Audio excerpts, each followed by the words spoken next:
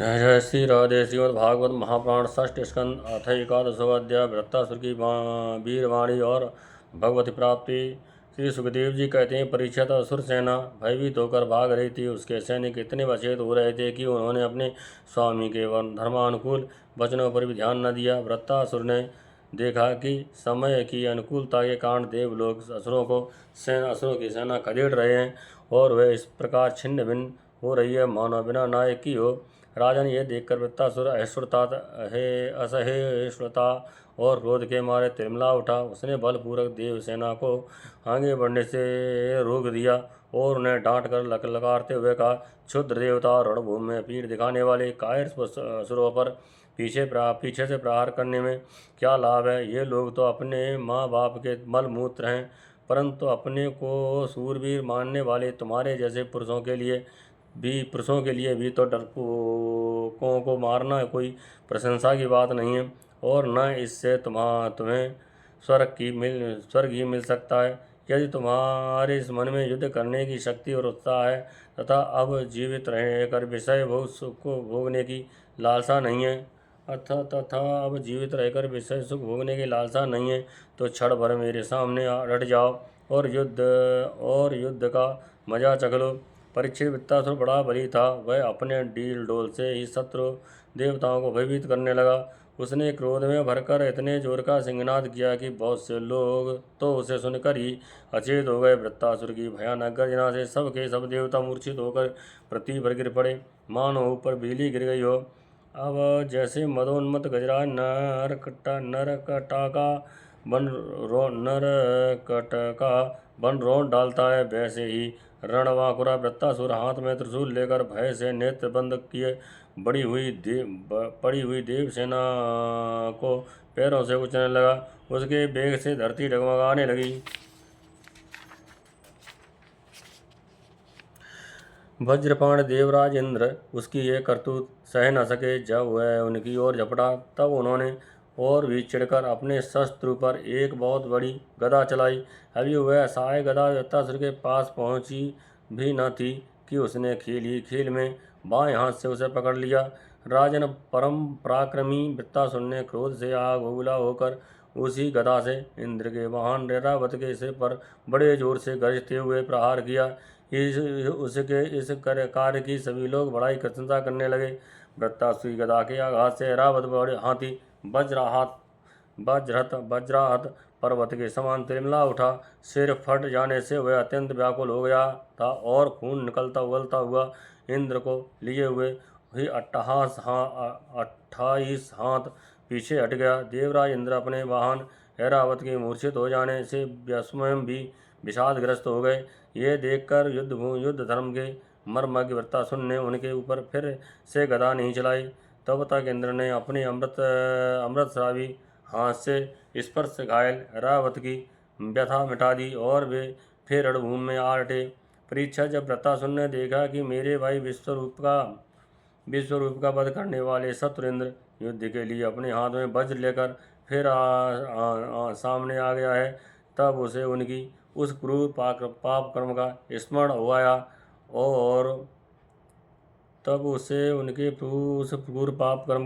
आया और वह सोच और मोह से युक्त हो हंसता हुआ उनसे कहने लगा। वृत्तासुर बोला, आज मेरे लिए बड़े सौभाग्य का दिन है कि तुम्हारे शत्रु, जिसने विश्वरूप के रूप में ब्राह्मण अपने गुरु एवं मेरे भाई की हत्या की है, मेरे सामने खड़ा है। अरे दुष्ट, अब शीघ्र से शीघ्र मैं तेरे पत्थर के समान कठोर हृदय को अपने सूल से विदीर्ण करके भाई से उग्रण होऊंगा। आहा, यह मेरे लिए कैसे आनंद की बात है। इंद्र, तूने मेरे आत्मवेत्ता और निष्पाप बड़े भाई के, जो ब्राह्मण होने के साथ ही यज्ञ के दीक्षित और तुम्हारा गुरु था, विश्वास दिलाकर तलवार से तीनों सिर उतार लिए। ठीक वैसे ही जैसे स्वर्गकामी निर्दय मनुष्य यज्ञ में पशु का सिर काट डालता है। दया, लज्जा, लक्ष्मी और कीर्त तुझे छोड़ चुकी है। तूने ऐसे ऐसे नीच कर्म किए हैं जिनकी निंदा मनुष्यों की तो बात की क्या है, राक्षस तक करते हैं। आज मेरे त्रिशूल से तेरा शरीर टुक टुक हो जाएगा।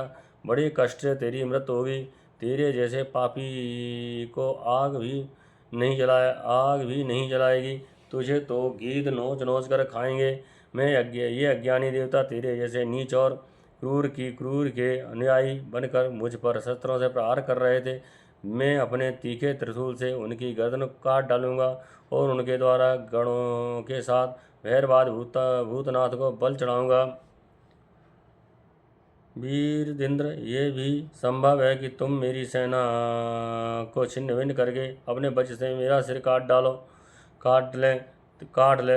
तब तो मैं अपने शरीर की बल पशु पक्षियों को समर्पित करके कर्म बंधन से मुक्त हो महापुरुष की चरण रज का आश्रय ग्रहण करूंगा। इस लोक में महापुरुष जाते हैं वहाँ पहुँच जाऊंगा। देवराज, मैं तेरे सामने खड़ा हूँ मैं तेरे सामने खड़ा हूँ, तेरा शत्रु हूँ। अब तू मुझ पर अपना अमोघ वज्र क्यों नहीं छोड़ता? तू यह संदेह न कर कि जैसे तेरी गदा निष्फल हो गई, कृपण पुरुष से कोई की हुई याचना के समान ये वज्र भी वैसे ही निष्फल हो जाएगा। इंद्र, तेरा ये वज्र श्री हरि के तेज और दधीच की ऋषि की तपस्या से शक्तिमान हो रहा है। विष्णु भगवान ने मुझे मारने के लिए तुझे आज्ञा भी दी है, इसलिए अब तू उसी वज्र से मुझे मार डाल, क्योंकि जिस पक्ष में भगवान श्री हरि हैं उधर ही विजय है, लक्ष्मी और सारे गुण निवास करते हैं। देवराज, भगवान संकर्षण के आज्ञा अनुसार मैं अपने मन को अपने चरण कमलों में लीन देवराज, भगवान संकर्षण के अनुसार मैं अपने मन को उनके चरण कमलों में लीन कर दूंगा। तेरे वज्र का वेग मुझे नहीं मेरे विषय भोग रूप फंदे को काट डालेगा और मैं शरीर त्याग कर मुनिजनोचित गति प्राप्त करूंगा। जो पुरुष भगवान से अनन्य प्रेम करते हैं उनके निर्जन हैं, उन्हें वे स्वर्ग, पृथ्वी अथवा रसातल की संपत्तियां नहीं देते, क्योंकि उनसे परमानंद की उपलब्धि तो होती ही नहीं, उल्टे द्वेष, उद्वेग, अभिमान, मानसिक पीड़ा, कलह, दुख और परिश्रम ही हाथ लगते हैं। इंद्र, हमारे स्वामी अपने भक्त के अर्थ, धर्म एवं काम संबंधी प्रयास को व्यर्थ कर दिया करते हैं, और सच पूछो तो इसी से भगवान की कृपा का अनुमान होता है, क्योंकि उनका ऐसा कृपा प्रसाद अकिंचन भक्तों के लिए ही अनुभव गम्य है, दूसरों के लिए तो अत्यंत दुर्लभ है। भगवान को प्रत्यक्ष अनुभव करते हुए वृत्तासुर ने प्रार्थना की, प्रभु आप मुझ पर ऐसी कृपा कीजिए कि अनन्य भाव से आपके चरण कमलों के आश्रित सेवकों की सेवा करने का अवसर मुझे अगले जन्म में भी प्राप्त हो। प्राण वल्लभ, मेरा मन आपके मंगलमय गुणों का स्मरण करता रहे, मेरी वाणी उन्हीं का गान करे और शरीर आपकी सेवा में ही संलग्न रहे। सर्व सौभाग्य निधि, मैं आपको छोड़कर स्वर्ग, ब्रह्मलोक, भूमंडल का सारा साम्राज्य, रसातल का एक छत्र राज, योगी की सिद्धियाँ, यहाँ तक कि मोक्ष भी नहीं चाहता। जैसे पक्षियों के पंखहीन बच्चे अपनी माँ की बाट जोहते रहते हैं, वैसे ही भूखे बछड़े अपनी माँ का दूध पीने के लिए आतुर रहते हैं, और जैसे वियोगिनी पत्नी अपने प्रवासी प्रियतम से मिलने के लिए उत्कंठित रहती है, वैसे ही कमल नयन मेरा मन आपके दर्शन के लिए छटपटा रहा है।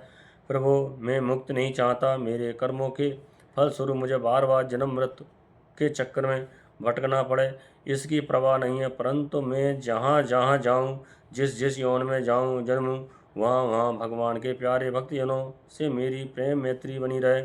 स्वामिन, मैं केवल यही चाहता हूँ कि जो लोग आपकी माया से देह गेह और स्त्री पुत्र आदि में आसक्त हो रहे हैं, उनके साथ मेरा कभी किसी प्रकार का भी संबंध न हो।